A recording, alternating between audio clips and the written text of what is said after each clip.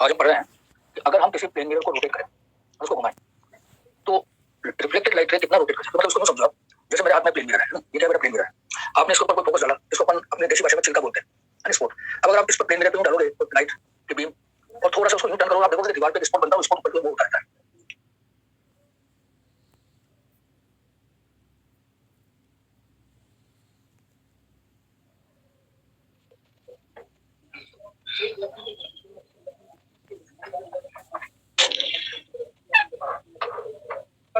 Good morning, good morning बेटा, how are you?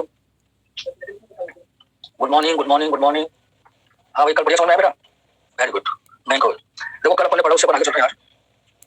आज हम पढ़ रहे हैं कि अगर हम किसी प्लेन मिरर को रोटेट करें और उसको घुमाएं तो रिफ्लेक्टेड लाइट रे कितना रोटेट कर सकते हैं। मतलब उसको समझो आप, जैसे मेरे हाथ में प्लेन मिरर है, ये क्या मेरा प्लेन मिरर है, आपने इसके ऊपर कोई फोकस डाला, इसको अपन अपने देशी भाषा में चिल्का बोलते हैं स्पॉट। अब अगर आप इस पर प्लेन मिरर पे डालोगे तो लाइट की बीम और थोड़ा सा उसको यूं टर्न करोगे, आप देखोगे दीवार पे स्पॉट बनता है, उसको ऊपर की ओर उठाता है।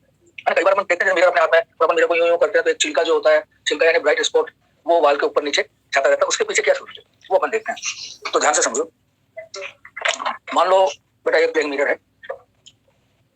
ये यहाँ पर ये प्लेन मिरर बना रहा हूँ, ठीक है, ये प्लेन मिरर बनाया। अब इस प्लेन मिरर के ऊपर मान लीजिए कोई लाइट इंसिडेंट हुई, ये लाइट हमने इस पर डाली और ये मैंने बनाया नोट पर इसको, तो सीधी सी बात है, लॉज ऑफ रिफ्लेक्शन से रिफ्लेक्टेड हो जाएगी, यानी चली जाएगी, और ये वाला एंगल और ये वाला एंगल दोनों बराबर होंगे। अभी तक तो सिंपल कहानी मैंने बताई है, ये प्लेन मिरर है, ऐसा प्लेन मिरर है, इस पर लाइट गिर रही है और रिफ्लेक्ट होकर आई। अब मैं इस प्लेन मिरर को थोड़ा सा टिल्ट करूंगा, घुमाऊंगा, तो इसी प्लेन मिरर को मैंने पहले बना दिया, ये लीजिए, ये प्लेन मिरर, ये रिफ्लेक्ट हुई, ये नॉर्मल है। अब आपको देखना है मैं क्या चेंज करूँ, ये हमारी रिफ्लेक्टेड है, ये हमारी इंसिडेंट है, ये एंगल और ये एंगल दोनों बराबर होते हैं, ठीक है। अब मैंने क्या किया, इस प्लेन मिरर को जैसे आपके भी आपको स्क्रीन पर इस तरह से दिखाया, अब मैं इसको टिल्ट कर दिया, थोड़ा सा घुमा दिया, यानी इसको मैंने टिल्ट कर दिया, ये घुमा दिया सब, कितना एंगल घुमाया, थीटा एंगल घुमाया। तो ऐसा देखा गया कि ये रिफ्लेक्टेड लाइट रे 2 थीटा एंगल घूम जाती है, ये एंगल 2 थीटा हो जाता है। इसका डेरिवेशन है, तो अपन नीट में इसका डेरिवेशन की जरूरत नहीं है, इतना याद रखना है कि यदि प्लेन मिरर को थीटा एंगल रोटेट किया जाए तो रिफ्लेक्टेड लाइट रे कितना एंगल रोटेट हो जाती है बेटा, 2 थीटा एंगल रोटेट हो जाती है। और वो जो स्पॉट है वो इस सर्कुलर आर्क पे चलता है, जैसे पहले स्पॉट यहाँ बन रहा था, अब यहाँ से स्पॉट चलता हुआ यहाँ पे पहुंच जाता है, ये इसके ये जैसे आर्क है तो इसका रेडियस होगा। अब इस पे क्वेश्चन करेंगे, मैं एक और डायग्राम बना देता हूं, जैसे मान लीजिए प्लेन मिरर है, मैं वही बात कर रहा हूं जो भी कहिए, इस प्लेन मिरर पे लाइट इंसिडेंट होगी, मैंने नॉर्मल डाली है तो अपने बात को रिट्रेस करेगी। अब सामने क्या करता हूं, इस प्लेन मिरर को थीटा एंगल घुमाता हूं, रोटेट करता हूं, ये थीटा एंगल रोटेट किया,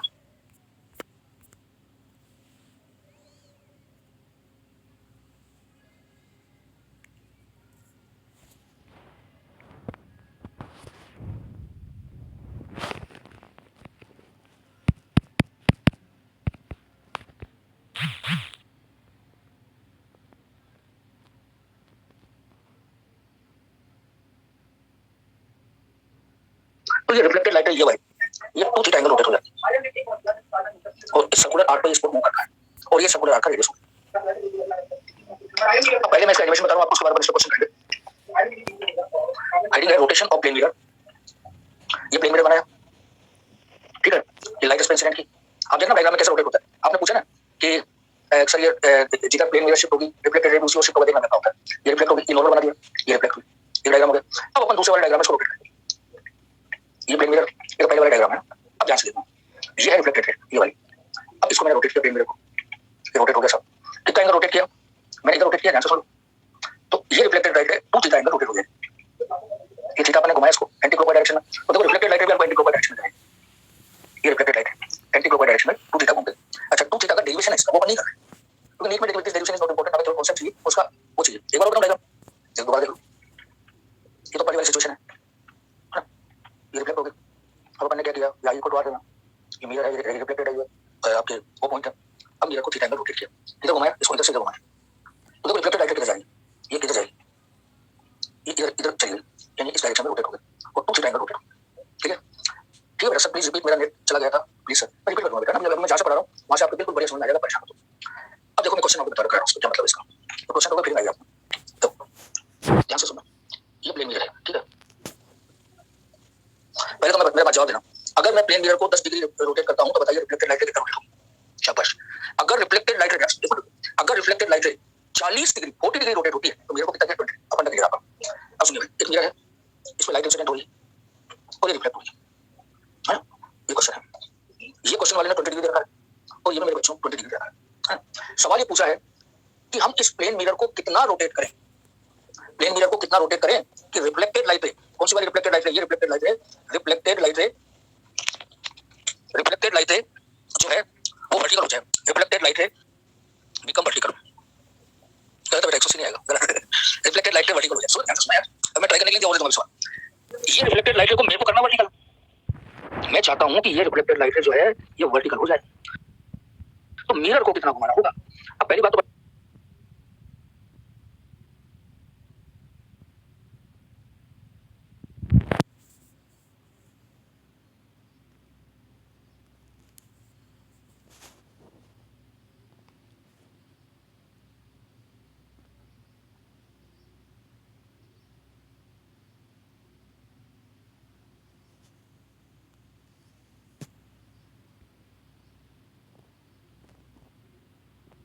तो यहाँ 20 डिग्री है, ये 90 डिग्री है, तो एक्चुअल में मुझे रिफ्लेक्टेड लाइट रे को कितना रोटेट किया है 90, तो है इसमें जो 20 सेपरेट करो आप कितना आ गया 0, यानी 70 डिग्री मुझे घुमाना पड़ेगा। हाँ सही है, 70 डिग्री घुमाना पड़ेगा। तो रिफ्लेक्टेड लाइट रे अगर 2 थीटा एंगल घूमती है तो मिरर थीटा एंगल घूमता है, तो अपना आंसर क्या हो गया 2 थीटा इक्वल टू है 70 डिग्री, यानी मिरर को आपको कितना घुमाना पड़ेगा 35 डिग्री घुमाना पड़ेगा हॉरिजॉन्टल से, ये हॉरिजॉन्टल है तो आपको मिरर को यूं ले जाना पड़ेगा, डायग्राम बना रहा हूं ये 30 डिग्री घुमाना पड़ेगा, यानी और आप समझो तो ये मिरर को आप कितना डिग्री घुमाओगे सेकंड पोजीशन में 30 डिग्री, तो उससे क्या होगा ये रिफ्लेक्टेड लाइट जो है आपके वर्टिकल हो जाएगी। क्लियर हो गया, आगे बढ़ूं तो आगे मैं आपको इसका एनिमेशन बता रहा हूं। A ray of light is traveling at an angle of 20 degree below horizontal. At what angle with horizontal must a plane mirror be placed in its path so that it become vertical? कोई सवाल है जो मैंने समझा? और एक बार और समझ लो, धीरे धीरे सोल्यूशन दो। वो 30 लिख के 35 डिग्री लिखूंगा मैं। हाँ, ये प्लेन मिरर है, ठीक है मेरे बच्चों, लाइट इसमें इंसिडेंट हो रही है, ये रिफ्लेक्ट हो रही है, और ये एंगल आपको 20 डिग्री दे रखा है।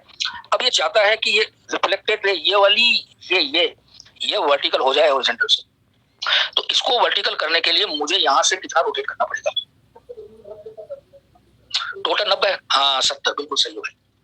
अब अपन ने पढ़ा कि मिरर को थीटा घुमाते हैं तो रिफ्लेक्टेड लाइट रे 2 थीटा घूम जाती है, उल्टा बोलो, रिफ्लेक्टेड लाइट रे 2 थीटा एंगल घूमे तो मिरर थीटा घूमता है, रिफ्लेक्टेड लाइट रे थीटा एंगल घुमाए 2 थीटा को घूमती है तो मिरर थीटा घूमता है, तो रिफ्लेक्टेड लाइट रे को अपन ने कितना घुमाया 70 डिग्री, यानी हमारे पास 2 थीटा जो है वो कितना बेटा 70 डिग्री, तो इसका मतलब हॉरिजॉन्टल से कितना हो जाएगा ये 70/2, यानी कि it will be equal to 35 degree. ठीक है बेटा, अर्चना मिश्रा समझ में आ रहा है बेटा, अर्चन मिश्रा समझ में आ रहा है? अच्छा, और दूसरा फिर इसको एक इस तरह से भी अपन देख सकते हैं, the angle of mirror with horizontal is 35, ये 35 डिग्री हो गया, इतना अपन ने रोटेट किया और तो ये वर्टिकल हो गया। आगे चले, हाँ अंजलि क्या दिक्कत है, 70 के इक्वल क्यों हुआ? 70 के इक्वल इसलिए हुआ अंजलि बेटा कि ये वर्टिकल का मतलब ये 90 डिग्री का एंगल है ना, अब 90 में से आप 20 सब्ट्रैक्ट करोगे तो बचा कितना हुआ 70 तो हुआ है ना, 70 हुआ, 90 है ये नॉर्मल, यानी वर्टिकल है और इसमें से 20 आपने घटाया तो 70 बचा। अंजलि सिंह समझ में आ गया बेटा? ठीक है वेरी गुड, आगे बढ़ रहा हूं बेटा, स्लाइड अगली रहा हूं मैं, नेक्स्ट स्लाइड, क्वेश्चन समझिए पहले। देखो इसमें क्या दे रखा है, ये प्लेन मिरर दे रखा है, बहुत ध्यान से सुनो है ना, ये प्लेन मिरर इसमें गिवन है और इस पे लाइट इंसिडेंट हो रही है, ये रिफ्लेक्ट हो जाएगी, ये कहानी अपन समझ चुके हैं, ये है प्लेन मिरर। अब सवाल उठ रहा है, मिरर को ये कह रहा है कि मिरर को हमने थीटा एंगल घुमाया, यानी इसको थीटा एंगल घुमाया, तो हमें मालूम है कोई दिक्कत नहीं है, रिफ्लेक्टेड लाइट जो है वो 2 थीटा एंगल घूम जाएगी, ये तो हम पढ़ चुके हैं। अब ये क्वेश्चन फ्रेम कर रहा है इसमें, ये कह रहा है कि अगर इसका ये आर्क बनता है इस तरह से आर्क, तो ये रेंज जाएगा तो स्पोर्ट जो होगा वो इस तरह से चलेगा आर्क, हमें निकालना है यहाँ पर थीटा निकालना है, रेडियस दे रखी है, ये रेडियस यहाँ से यहाँ तक का डिस्टेंस ये आपको दे रखी है 150 सेंटीमीटर और ये तरह से स्केल है SCA स्केल, और ये 2 थीटा है 20 2 थीटा है, ये स्केल है, ये दे रखी है 150, आपको निकालना थीटा। अब पहले तो आप देखो एंगल इक्वल टू होता है आर्क अपॉन रेडियस, मुझे चाहिए बेटा ये आर्क, ये पूछा कि स्पोर्ट कितना मूव करेगा तो आई नीड आर्क, तो आर्क इक्वल टू हो गया एंगल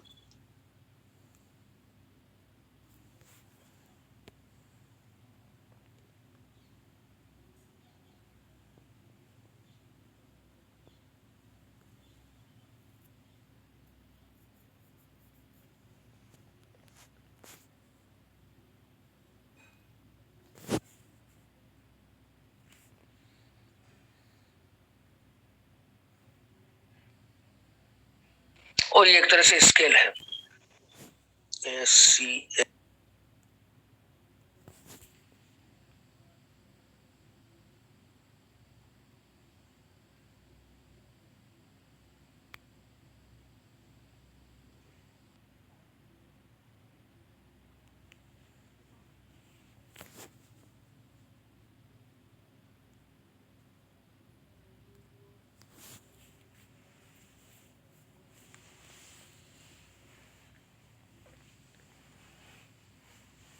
एंगल घुमाया तो हमें मालूम है सब कोई दिक्कत नहीं है, रिफ्लेक्टेड लाइट रे जो है वो 2 थीटा एंगल घूम जाएगी, ये तो हम पढ़ चुके हैं। अब ये क्वेश्चन कर रहा है इसमें, ये कह रहा है कि अगर इसका ये आर्क बनता है इस तरह से आर्क, तो ये रेंज जाएगी तो स्पोर्ट जो होगा वो इस तरह से चलेगा आर्क। हमें निकालना है यहाँ पर थीटा निकालना है, रेडियस दे रखी है, ये रेडियस यहाँ से यहाँ तक का डिस्टेंस ये आपको दे रखी है 150 सेंटीमीटर और ये तरह से स्केल है, SCA स्केल है और ये 2 थीटा है, 20 नहीं 2 थीटा है, ये स्केल है, ये दे रखी है 150, आपको निकालना थीटा। अब पहले तो आप देखो एंगल इक्वल टू होता है आर्क अपॉन रेडियस।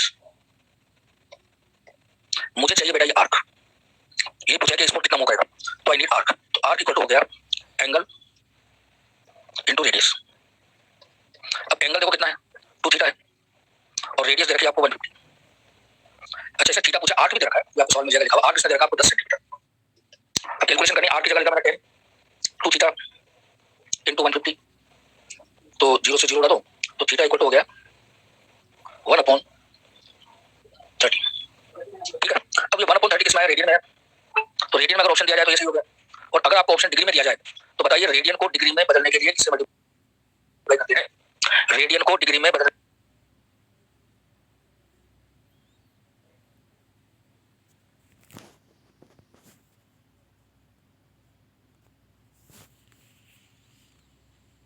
के लिए किससे मल्टीप्लाई करते हैं, गलत, 180/पाई से करते हैं।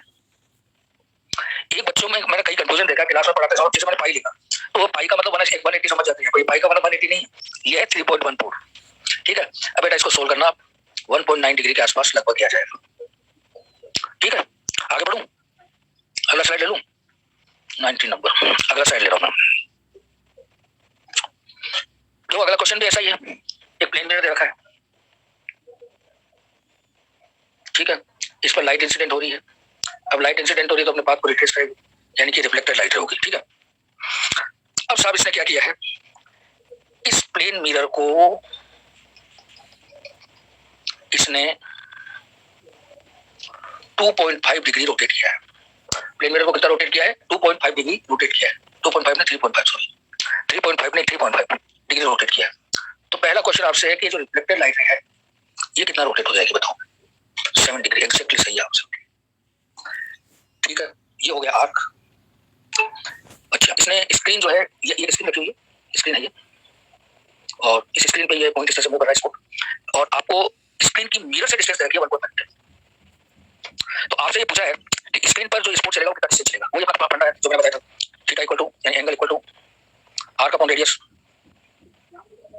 एंगल कितना 7 डिग्री, आर्क हमारे को कैलकुलेट करनी है और रेडियस रखे 1.5 मीटर। ठीक है, तो आर्क चाहिए मुझे, तो arc equal to 1.5 into 7 degree. ध्यान से सुनना, ये डिग्री में आंसर हो जाता है रेडियन में, तो आपको ऑप्शन मालूम पड़ जाएगा। तो डिग्री को रेडियन में बदलने के लिए क्या करते हैं, पहले हमने रेडियन को डिग्री में बदला था, अब डिग्री को किसमें बदल रहे हैं, रेडियन। हाँ शाबाश, 1.5 इंटू पाई अपॉन 180। बताइए पाई की वैल्यू क्या रखोगे आप, क्या रखोगे पाई की वैल्यू, हाँ 3.514, तो 1.5 इंटू 3.14 अपॉन 180, तो सेंटीमीटर में कन्वर्ट करें ना आंसर को, ये आ जाएगा 18.31 सेंटीमीटर। ये एनसीईआरटी का क्वेश्चन दिया था, समझ में आ गया, आगे बढ़ो, टाइम वेस्ट नहीं हो।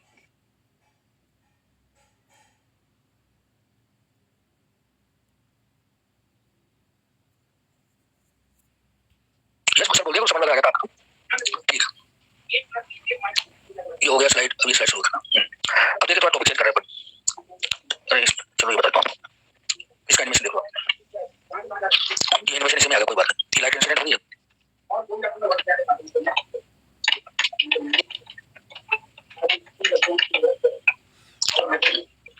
ये वाला क्वेश्चन करना है मैंने आपको, light incident normally on plane mirror,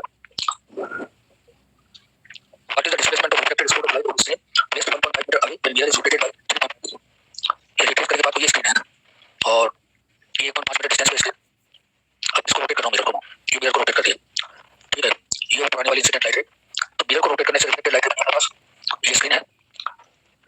निकालना है यहाँ पे। चलो ये 1.5 मीटर है, ये 5 डिग्री रखा तो 7 डिग्री। देखो थीटा इक्वल टू होता है आर्क अपॉन रेडियस, तो theta equal to arc upon radius. नहीं पहले मैंने थीटा को रेडियन में रख दिया यहाँ पे direct. X equal to theta into 1.5 यानी arc equal to theta into तो रेडियस रखी 1.5 मीटर, तो ये हो गया 7 पाई 180 इनटू 1.5। इसको कैलकुलेट करने के बाद आता है 10.5 पाई 180। तो यार सेट पर लगाने पे आपको आवाज नहीं आ रही है।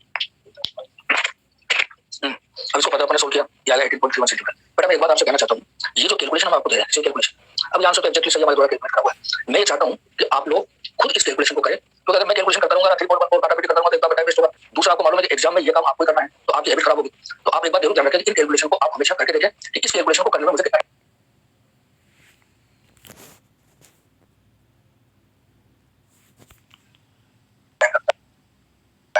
क्योंकि एग्जाम में आपको ये करनी पड़ेगी। अगला स्लाइड ले रहा हूं मैं, नया हेडिंग शुरू कर रहा हूं मैं, deviation produce by mirror, deviation by plane mirror. Simple है। देखो एक प्लेन मिरर है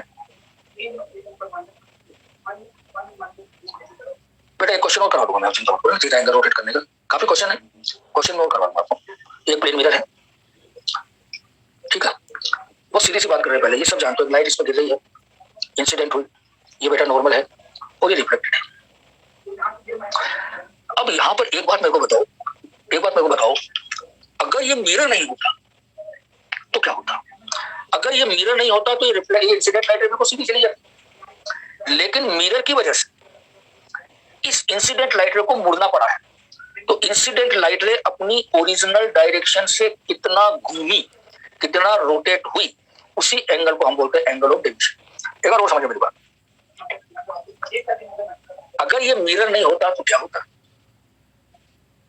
अगर ये मिरर नहीं होता तो लाइट रे बिल्कुल सीधी चली जाती, लेकिन मिरर के कारण ये लाइट रे अपने पाथ से डेविएट हो गई, यानी अपने पाथ से विचलित हो गई। हिंदी में बोल रहा हूं, ओरिजिनल डायरेक्शन से, ये जो इसकी ओरिजिनल डायरेक्शन है, तो ओरिजिनल, हाँ रिफ्लेक्ट नहीं होती लाइट, तो सीधी चली जाती है। अगर मिरर नहीं होता लाइट रे पीछे बिछड़ी, तो जाना चाहती थी, हमने इसके बीच में मिरर प्रोटेक्टर इसके दिक्कत करी, तो मिरर की वजह से रिफ्लेक्ट हुई, बिल्कुल सही बात। तो ओरिजिनल डायरेक्शन जो लाइट की थी, उससे कितना एंगल रिफ्लेक्टेड लाइट रे के साथ बनता है, वो एंगल कहलाता है एंगल ऑफ डेविएशन। अब बातें बड़ी आसान है, इसको हम आई कहते हैं, इसको मेरे बच्चों आर कहते हैं। अब मेरे बेटा ये सब जानते हो, ये स्ट्रेट लाइन पे बने, ये जो मैं पेन लगा रहा हूँ स्ट्रेट लाइन पे बने सभी एंगल का सम किसके बराबर होता है? बताओ, बिल्कुल सही। तो आई प्लस आर प्लस डेल्टा बराबर 180। अब मैं रिफ्लेक्शन पढ़ रहा हूँ तो मुझे पढ़ाया गया है कि बेटा रिफ्लेक्शन में आई इक्वल टू आर होता है, तो इस आर की जगह मैं आई रख सकता हूँ, तो मैंने रखा आई प्लस डेल्टा इक्वल टू 180, यानी कि एंगल ऑफ डेविएशन हो गया मेरे पास 180 और आई हो गया 2i, तो 180 माइनस 2i, ये मेरे पास फार्मूला आ गया जो मुझे चाहिए था। लेकिन कॉन्सेप्ट क्या है वो मैंने आपको बताया, इस कॉन्सेप्ट से आपको समझना है। तो ये angle of deviation equal to 180 minus 2i। अब देखो इसमें छोटे-छोटे बारीक-बारीक सवाल बताओ। मान लीजिए बच्चों ये प्लेन मिरर है ना, आपसे वो कहता है कि ray of light is incident normally on it, calculate angle of deviation. कितना होगा बताओ? 0 होता है। देखते हैं भाई शिवम, देखते हैं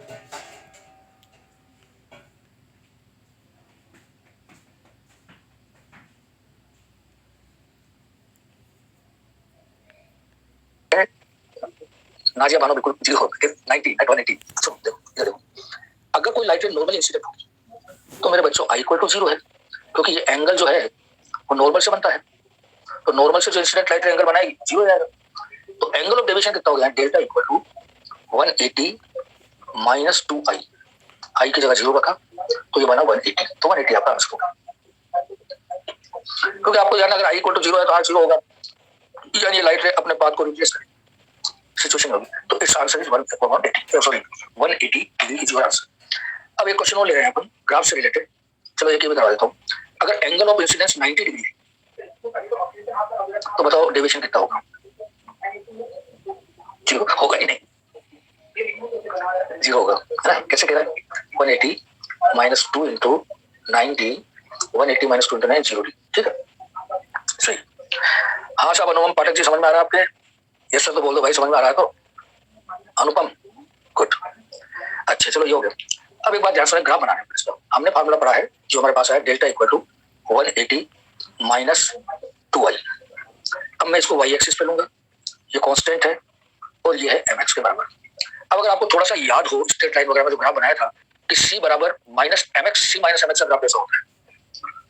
नहीं, पहले इसमें मैं आपसे जैसे y equal to c minus mx है ना, तो यहाँ पर देखो स्लोप कितना है आपके पास, स्लोप कितना है?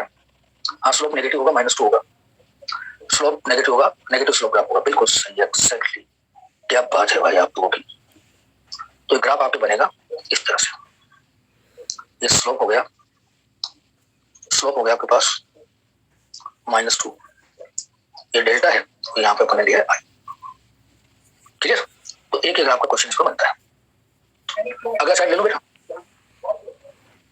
ले लो। अच्छा, अब मैं 2 प्लेन मिरर का ले रहा हूँ। सबसे पहले एनिमेशन देख लो आप, deviation produced by a plane mirror. ये प्लेन मिरर है, विज्ञान कुछ नहीं बनाया, क्या प्लेन मिरर बनाया? ये लाइट इंसिडेंट हो रही है, ये रिफ्लेक्ट हो गई साहब, ये नॉर्मल बना दिया, ये angle of incidence, angle of reflection हो गया। इंसिडेंट लाइट, अगर मिरर नहीं होता तो इंसिडेंट लाइट सीधा जाती, ये यूं जाती। तो ये जो ओरिजिनल डायरेक्शन है इसकी, वो इससे रिफ्लेक्टेड से क्या एंगल बना रही है? डेल्टा, वही कहलाता है एंगल ऑफ डेविएशन। तो delta equal to 180 minus i plus समझ लोगे, पूरा एंगल 180 और y प्लस घटा दोगे, डेल्टा आ जाएगा। आई इक्वल टू अगर r हो तो delta equal to 180 minus 2y। If I equal to 0, i equal to 0 का मतलब क्या है? ये लाइट रेस इंसिडेंट हो रही है, आई इक्वल टू 0 पे पाथ को रिट्रेस करती है, तो डेल्टा आ गया 180। It means light will retrace its path. ये तो हो गया 180 से, कि वापस 180 पे लौट आएगी अपोजिट डायरेक्शन में। आगे if I equal to 90 degree हो, तो I equal to 90 degree 180 minus 2 to 90, तो डेल्टा आ गया 0। वैसे मैं एक चीज बताऊं, जैसे बच्चे ने सवाल पाया sir i equal to 90 degree से क्या मतलब है? इसको बोलते हैं ग्रेजिंग इंसिडेंस।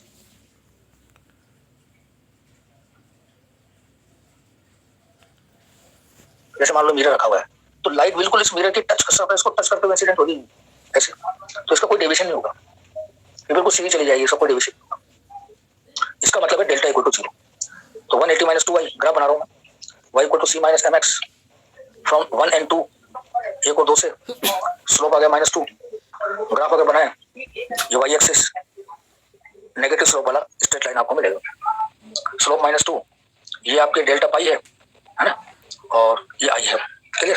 क्योंकि यहाँ पर देख लीजिए आई इक्वल टू 0 है, आई इक्वल टू 0 पर डेल्टा जो होता है वो पाई के बराबर होता है, तो ये पाई आ गया, फिर आई बढ़ता जा रहा है, बढ़ता जा रहा है, बढ़ता जा रहा है ना, ऐसे अपन ने ग्राफ बनाया। अगर ये समझ में आ गया तो अगली स्लाइड शुरू कर दो, कर लो, ठीक है। अब है heading deviation from plane mirror incline at angle theta. अब आपको 2 प्लेन मिरर देगा,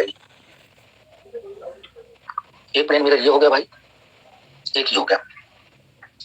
आर्बिट्रेटली मान लो कोई लाइट रेस पे इंसिडेंट हुई, इंसिडेंट होने के बाद ये रिफ्लेक्ट हुई, रिफ्लेक्ट होने के बाद ये फिर रिफ्लेक्ट होगी। अब हमें निकालना है इसका एंगल ऑफ डेविएशन क्या होगा।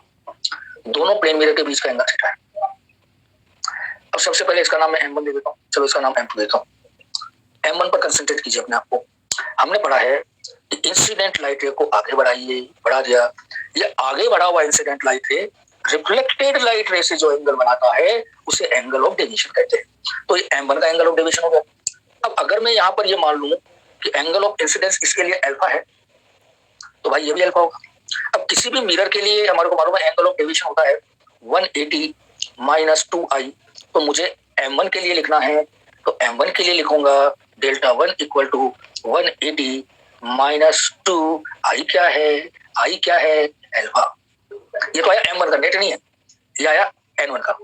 चलो एक बना लो, अब मुझे m2 का चाहिए, वही तरीका है, इंसिडेंट लाइट रे को आगे बढ़ाओ, बढ़ा दिया भाई, ये रिफ्लेक्टेड रे से कितना एंगल बनाती है, मान लो डेल्टा 2 एंगल बनाती है, तो यही m2 मिरर का एंगल ऑफ डेविएशन है।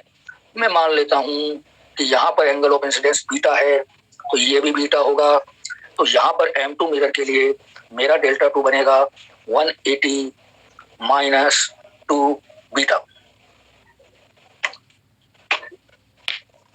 देखो पहले m1 पे चलो, अंजलि m1 पर देखो, इंसिडेंट को आगे बढ़ाया, ये इंसिडेंट रे जो आगे बढ़ रही है, ये जो एंगल बनाएगी रिफ्लेक्टेड से वो डेल्टा 1 कहलाएगा। पहली बात तो ये है ना।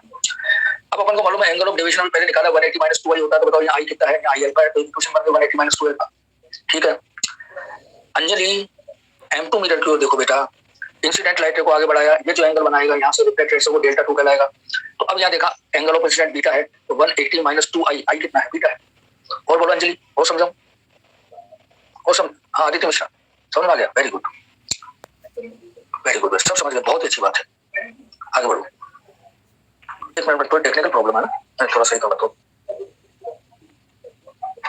सर ये थोड़ा सा अचानक डिस्टर्ब हो गया, देखा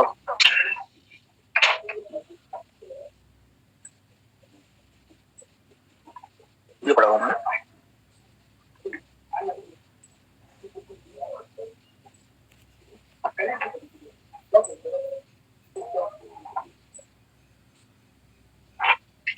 ओके, वो बच्चों का वो नहीं आ रहा क्वेश्चन बोले लो। हाँ बेटा, थोड़ा टेक्निकल प्रॉब्लम आ गई थी और मुझे पढ़ाना आता, टेक्निकल चीज तो आती नहीं। स्लाइड डिलीट हो गई, नहीं हो डिलीट, दोबारा समझाता हूँ पूरा। हाँ, दोबारा समझाता हूँ।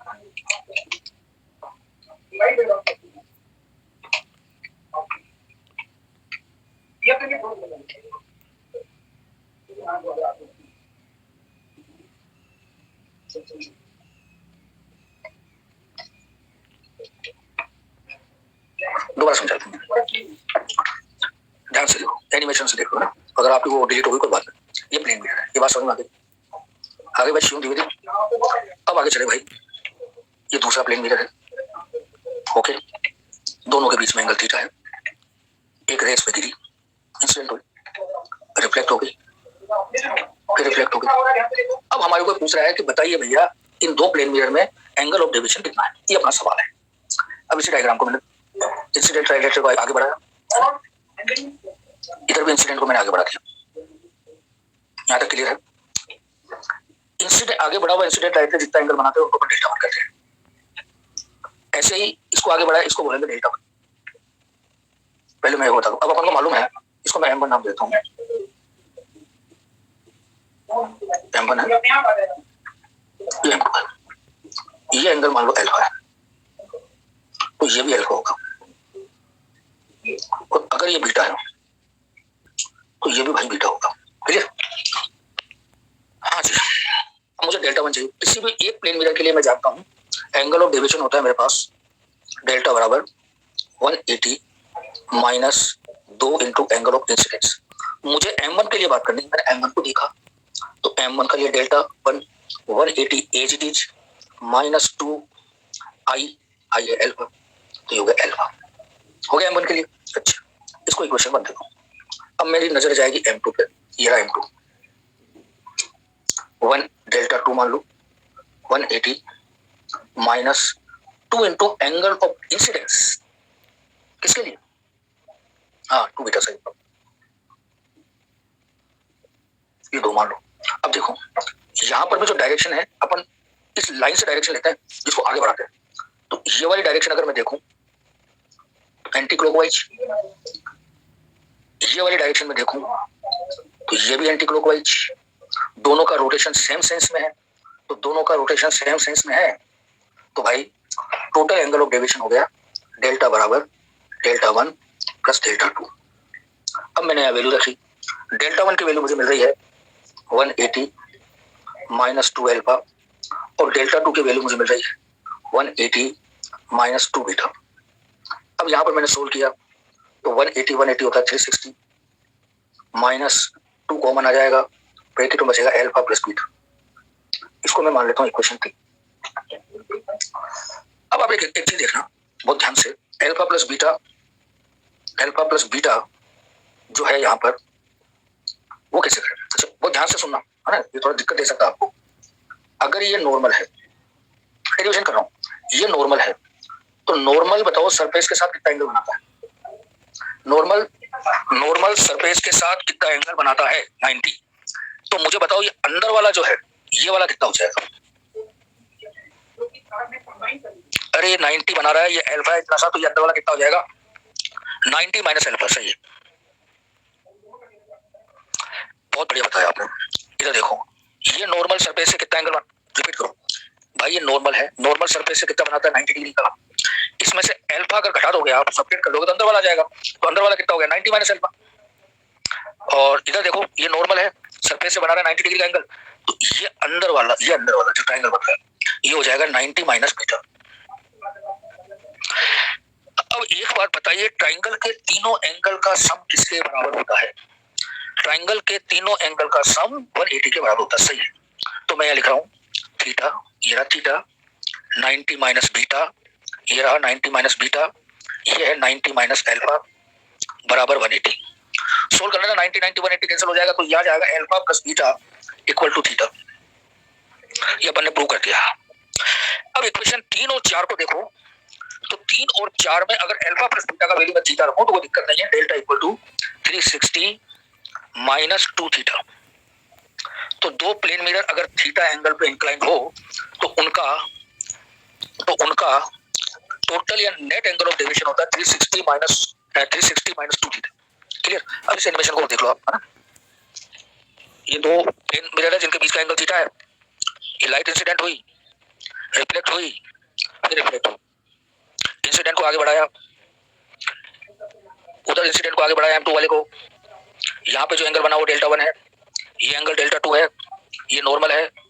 यहाँ अल्फा अल्फा एंगल माना अपन ने, तो ये अंदर वाला हो गया 90 माइनस अल्फा, उधर बीटा मान लिया इंसिडेंट एंगल, अंदर का एंगल हो गया 90 माइनस बीटा।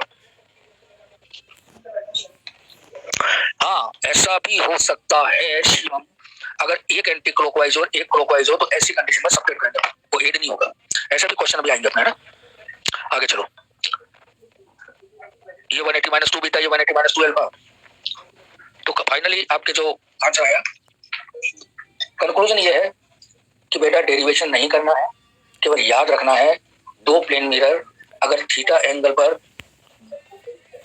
पर इंक्लाइंड हो तो ऐसी कंडीशन में टोटल एंगल ऑफ डेविएशन होता है 360 माइनस 2 थीटा। हमें सारी बातों में केवल इस बात का मतलब है, बाकी आपके कोई काम का नहीं है। फिर भी मही बुल्लर ने एक सवाल पूछा है कि 90 माइनस एल्फा कैसे? वो ऐसे मेरे भाई इंसिडेंट हुई, देख रिफ्लेक्ट हो गई। ये अपने पास एल्फा है, ये भी अपने पास एल्फा है। तो भाई ये नॉर्मल जो है ये सरफेस से 90 डिग्री का एंगल बनाता है। मुझे ये वाला एंगल चाहिए अंदर का, तो इस 90 में से ये सेपरेट कर दूं मैं, तो ये मेरे भाई आ जाएगा 90 माइनस एल्फा। ऐसा है। अगला स्लाइड शुरू करो बेटा। अगली स्लाइड देखिए, अगली स्लाइड में इसका डेरिवेशन पूरा वही प्लेन मिरर है। दोबारा समझ लो, एक बार रिवीजन होगा आपका। थीटा एंगल पे रिफ्लेक्ट है, लाइट इंसिडेंट हो रही है, रिफ्लेक्ट हो गई, फिर रिफ्लेक्ट हुई, इंसिडेंट को आगे बढ़ाया, दूसरी वाली इंसिडेंट को आगे बढ़ाया, ये एंटी क्लॉकवाइज बन रहा है डेल्टा 1, उधर आ रहा है delta 2।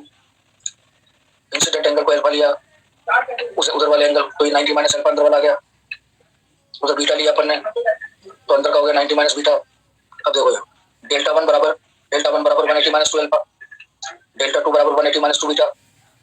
Total angle of deviation delta 1 plus delta 2, क्योंकि दोनों का sense of rotation anti clockwise है। अगर कोई क्वेश्चन ऐसा हो जिसमें एक में क्लॉकवाइज और एक में एंटी क्लॉकवाइज हो तो ये प्लस नहीं आएगा, है ना।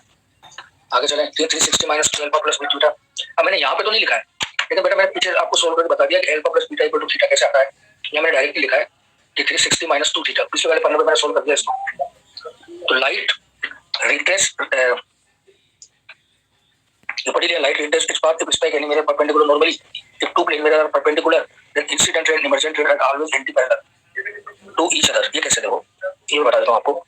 अगर मान लीजिए दो प्लेन मिरर है,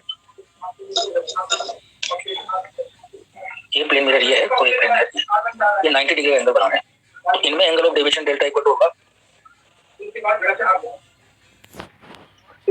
होगा 360 माइनस 2 थीटा। थीटा कितना है 90 डिग्री, तो ये बचेगा 180 डिग्री। 180 डिग्री का मतलब क्या है, देखा ये लाइट रे इंसिडेंट हुई, इसको इंसिडेंट हुई और फिर इसके पैरेलल रिफ्लेक्ट हो जाएगी। तो आप ये देखो दोनों जो डायरेक्शन है एरो की एक दूसरे का अपोजिट है, एक एरो यूं है और एक एरो यूं है। तो वेक्टर के कॉन्सेप्ट से आप जानते हैं कि इनके बीच में एंगल कितना होगा 180 डिग्री, इसलिए अपन ने लिखा 180 का एंटी पैरेलल। अगला स्लाइड ले लूं, चलिए साहब। अब थोड़े क्वेश्चन आ रहे हैं खतरनाक, देखो बहुत ध्यान से समझना, कोई वैसे कठिन बात नहीं है। दो प्लेन मिरर है, एक ये है और एक प्लेन मिरर ये है। पहला क्वेश्चन तो इससे ये बनता है कि अगर दो प्लेन मिरर के बीच ऑब्जेक्ट रखा हुआ है तो how many images will be formed. दो प्लेन मिरर के बीच में अगर कोई ऑब्जेक्ट रखा हुआ हो तो कितनी इमेजेस बनेगी, बताओ थोड़ा अनुभव अपनी। अरे भाई जब अपन नाई की दुकान पे जाते हैं बाल कटवाना, देखते होंगे एक सामने प्लेन मिरर होता है और एक प्लेन मिरर हमारे सर के पीछे होता है। तो जब हमारा अपना चेहरा देखते हैं तो इनफाइनाइट इमेजेस हमारे को मिलती हैं, ठीक है, तो इनफाइनाइट इमेजेस बनेगी, यानी 1 2 3 4 5 6 7 8 9 10 11 तो इनफाइनाइट बनेगी। अब सवाल ये पूछ रहा है, जैसे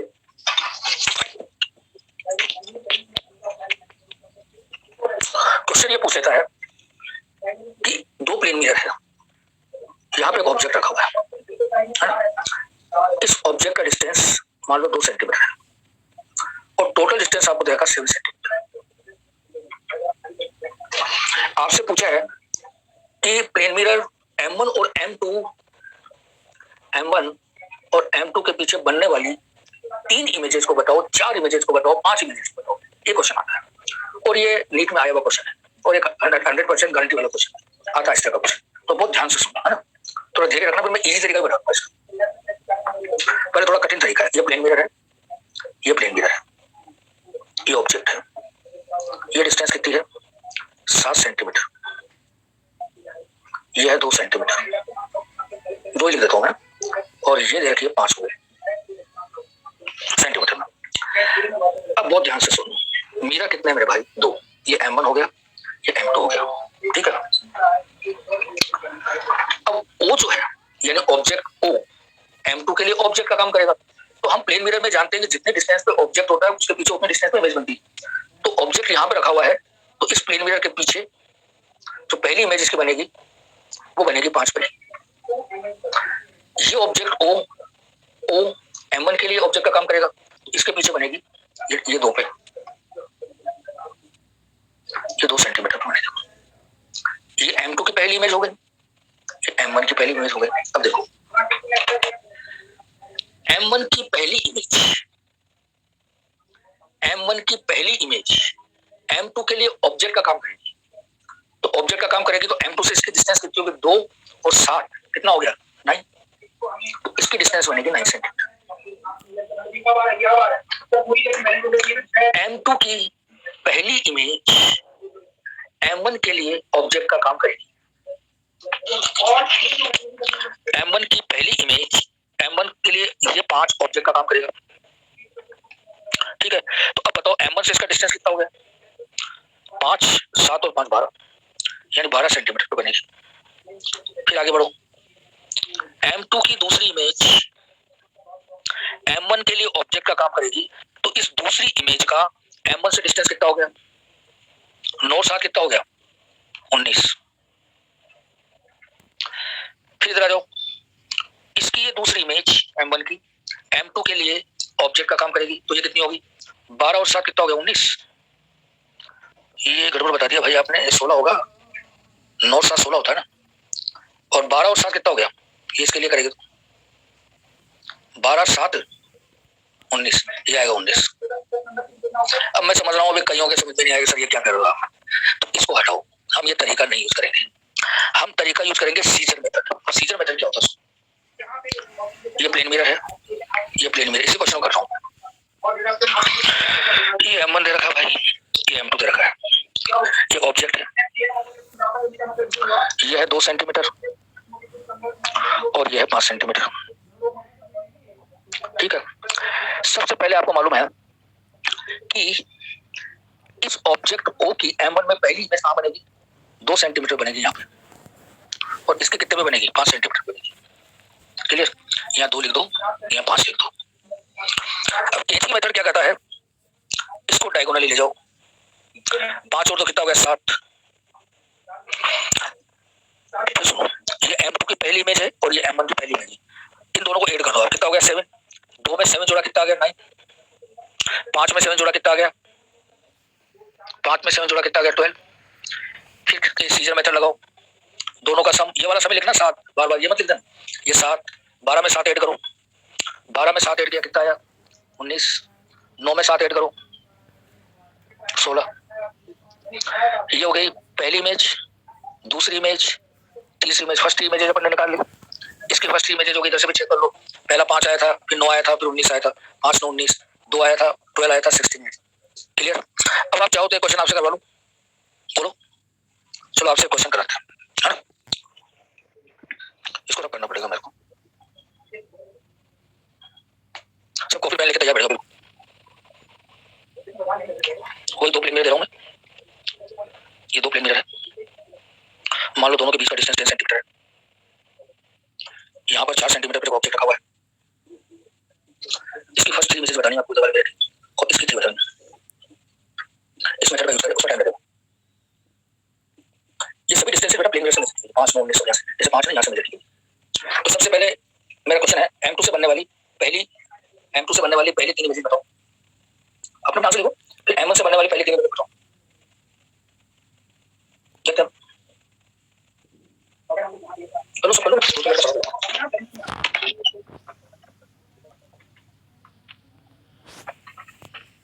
हो गया, करो सब करो। सबके तो यहाँ जितने नाम आ रहे हैं मेरे पास सभी देखते हैं। एक मिनट करो, मैं आगे समझ रहा हूँ उसे।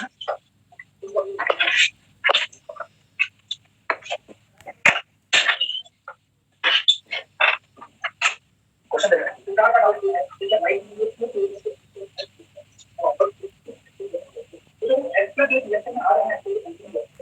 अरे ये सप्लाई कौन कर रहा है?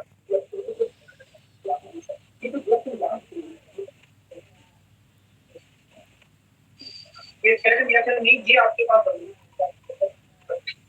ये करने का काम तो उसने ये लगा के नहीं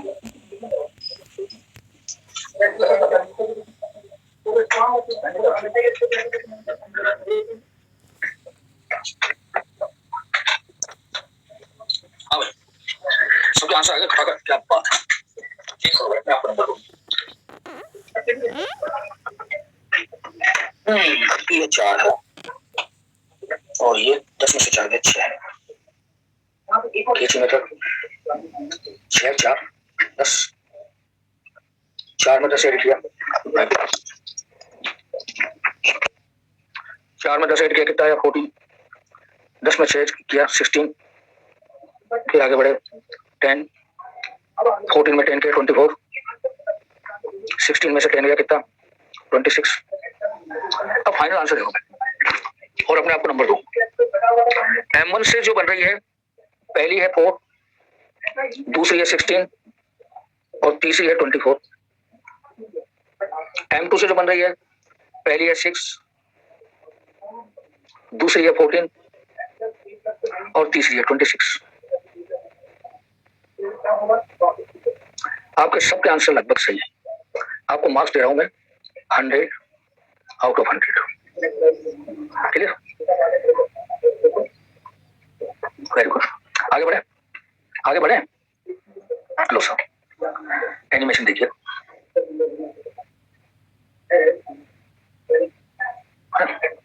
क्वेश्चन वही है मैंने कराया। When mirror are parallel in front of each other, the infinite number of images are formed। ये पढ़ लिया अपन। ये प्लेन मिरर है, ये दूसरा प्लेन मिरर है।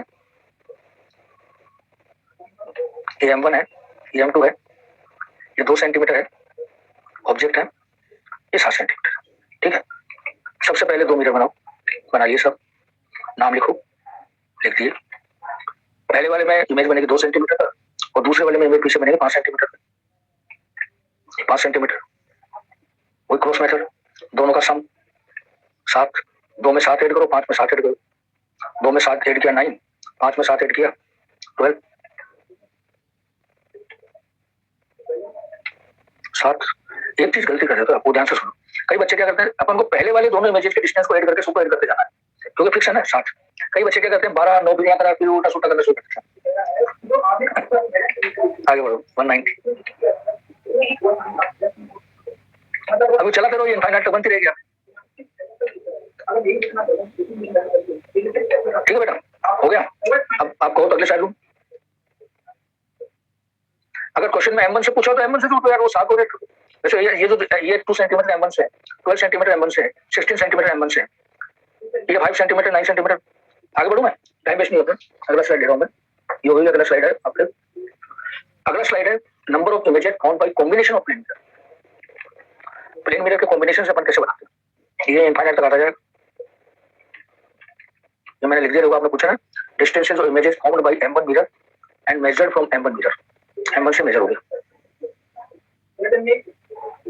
नहीं, जैसे अभी आपके मॉड्यूल में क्वेश्चन दे रहा था उसमें केवल M2 की पूछी उसने। मैं होमवर्क भी दे दूंगा आज ना थोड़ा बहुत आगे से। तो मैं आपको बताऊं नंबर ऑफ प्लेन मिरर में कितनी इमेजेस बनती है कैसे देखते हो उसको सुनो। जैसे आपको क्वेश्चन दिया है, थोड़ा ये जो पार्ट में पढ़ा रहा हूँ ये वाला, ये पार्ट केवल अंडरस्टैंड करने के लिए कंसेप्चुअल पार्ट है। क्वेश्चन तो फिर इसके फार्मूले से होंगे ना। आपको दो प्लेन मिरर दे रखे हैं और दोनों प्लेन मिरर एक दूसरे के परपेंडिकुलर है, ठीक है भाई। इसने भाई यहाँ पर एक ऑब्जेक्ट रखा है। अब ये पूछ रहा how many images will be found, ये क्वेश्चन आपसे पूछ रहा है। चलो बताओ कितना बनेगा। अब एंगल आ गया, पहले एंगल नहीं था, पहले डिस्टेंस थी कि दो प्लेन मिरर 90 डिग्री पर है, बताइए नंबर ऑफ इमेजेस कितनी बनेगी। इनफाइनाइट टू पैरेलल बनती है। सुनो पहले मैं इसकी थ्योरी समझा रहा हूँ आपको, ये थ्योरी कुछ भी काम की नहीं है, लेकिन बस वो समझाना है, ये जरूरी है। देखो सबसे पहले मान लीजिए ये डिस्टेंस आपको दे रखी ए और ये डिस्टेंस दे रखी बी। समझने के लिए मैं थोड़ा इसको मेरे को एक्सटेंड कर देता हूँ, ये एक्सटेंड का कंसेप्ट समझ में आ जाएगा अगले वाले डायग्राम में। थोड़ा सा बढ़ा दिया अपन ने। अब ऑब्जेक्ट ओ है, इसकी इमेज बनेगी बिल्कुल इसके इतना ही पीछे, मान लो वो I1 है। इस ऑब्जेक्ट की इस मिरर M2 में जो इमेज बनेगी वो इतनी ही डिस्टेंस बनेगी बी पर। ये मैं ले लेता हूं I2।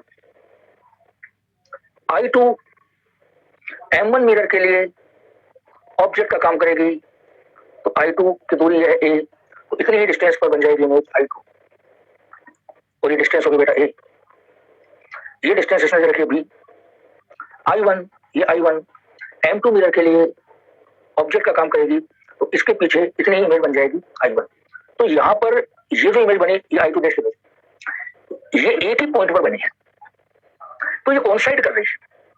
तो कोइंसाइड कर रही है तो इसका मतलब हुआ कि इसको एक इमेज काउंट करेंगे। सुनिए ध्यान से, यहाँ पर इमेज कोइंसाइड कर रही है इसलिए अपन इसको एक इमेज कंसीडर करेंगे। तो टोटल कितनी बनेगी, 1 2 और ये एक दूसरे को कोइंसाइड कर गई, ये 3। फिर एक मैथमेटिकल फार्मूला आएगा जिसमें मैं एक सब्ट्रैक्ट करूंगा। वैसे कुछ बच्चों का अगर थोड़ा बहुत पढ़ा हुआ है तो बताओ, फार्मूला आता है 360, आगे बढ़ूंगा ये कैलकुलेटर अपन थीटा इक्वल टू m। अगर मान लो हाँ कोइंसाइड करे, ऑलवेज कोइंसाइड किस केस में करेगी, बाकी कई कैसे जाएंगे जिसमें नहीं भी करे, तो वो भी अपन बात करेंगे। 360 को ग्रेटर देन 360, थीटा कितना 90 डिग्री, तो ये आया 4, ठीक है। अब 4 आया, 4 है इवन, तो अगर इवन नंबर आता है तो नंबर ऑफ इमेजेस होती है m-1, तो m हो गया 4 - 1 तो हो गया। ये मैथमेटिकल फार्मूलेशन है जिससे सिंपल हो जाता है। तो मैंने कहा ना ये पार्ट में समझा जरूर रहा हूं आपको, लेकिन आपके क्वेश्चन सोल्व करने के लिए ये वाला क्वेश्चन काम आएगा। ऐसे आप नहीं बना सकते। ऐसे मान लीजिए 90 डिग्री का तो बिल्कुल सिंपल है, अब आपको 30 डिग्री का दे दिया, 30 डिग्री में तो थोड़ा दिन लग जाएगा, समझ में नहीं आएगा क्या बनाना है। अब थोड़ा बहुत मैं ये भी समझा देता हूँ, रे डायग्राम से भी समझा दूंगा कैसे बनाएंगे। एक्चुअल में क्या है, ये जैसे मिरर है, बहुत ध्यान से सुनना। ये 2 मिरर है, यहाँ पर ऑब्जेक्ट है। पहले मैं आपको बता रहा हूँ M1 से किसी ऑब्जेक्ट से लाइट गिरी होगी मिरर पे, ये लाइट इंसिडेंट हुई, ये लाइट इंसिडेंट हुई। इसके बाद भाई ये रिफ्लेक्ट हो गई यहाँ पर और ये रिफ्लेक्ट हो गई।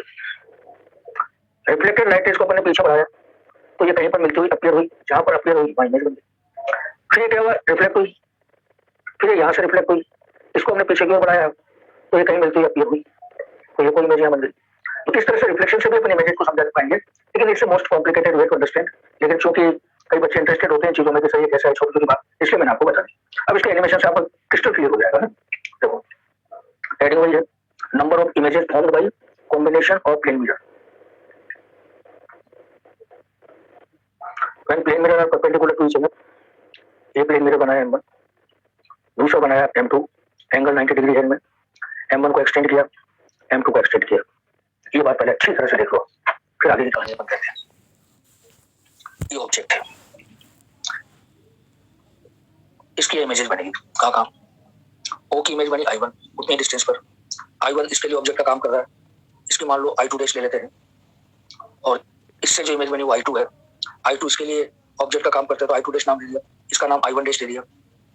तो ये इमेज 2 इमेजेस कोइंसाइड कर रहे हैं, तो इसको एक ही मानेंगे। आगे बढ़ो, ये A हो गया, ये डिस्टेंस B हो गई। अब आगे चलो,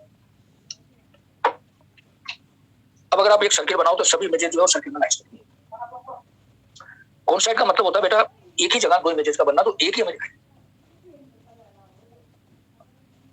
ये आपके क्वेश्चन करना ही नहीं है आपको, ऐसे तो मैं आपको कंसेप्ट समझा रहा हूँ। क्वेश्चन अभी करेंगे अपन, दूसरे बहुत इजी तरीके होंगे जो क्वेश्चन होते हैं। अब वो रे डायग्राम मैंने आपको समझाया था, समझो ये ऑब्जेक्ट है, ये लाइट इंसिडेंट हुई, ये इंसिडेंट हुई, एक बात हो गई कहानी। अब यहाँ से रिफ्लेक्ट हो रही है, ये रिफ्लेक्ट हुई। अब इन रिफ्लेक्टेड रे को अपन पीछे बढ़ाएंगे, एक इमेज बनेगी। क्लियर? ऐसे ही अपन ने ये इमेज बन गई लाइव, ये यहाँ से रिफ्लेक्ट हुई, ये यहाँ से रिफ्लेक्ट हुई,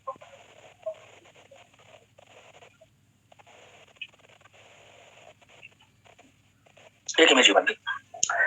अब जो अगली अपन क्लास में पढ़ेंगे, ये तो अपन ने एक रे डायग्राम एक का बनाया 90 डिग्री का, इसलिए बना के समझाते हैं हम, ये सिंपल है इसको बनाना। तो अब जैसे कल ऐसे क्वेश्चन भी आप पढ़ोगे कि दो प्लेन मिरर है, उनके बीच में 60 डिग्री का एंगल बन रहा है, बताइए कितनी इमेजेस बनेगी। तो इस तरीके से करेंगे तो होगा ही नहीं, सवाल नहीं होगा, है ना। अब आपको मैं होमवर्क बता देता हूँ। होमवर्क में आप क्या करना, एक मिनट मोड ले लो। मैं होमवर्क में बिगनर बॉक्स 1 क्वेश्चन करना है। फर्स्ट छोड़ दीजिए, पढ़ाई नहीं। सेकंड, थर्ड, लेटरल इन्वर्जन पढ़ा दिया मैंने आपको। लेटरल इन्वर्जन जैसे एल जो है वो यूं हो जाता है, ठीक है। थर्ड कर लीजिए आप, फोर्थ भी कर सकते हैं, फिफ्थ भी कर सकते हैं, और ये कर लीजिए आप, है ना। ये 4 क्वेश्चन कर लीजिए और तुम्हारा वी विल मीट। ओके बेटा, all the best, thank you.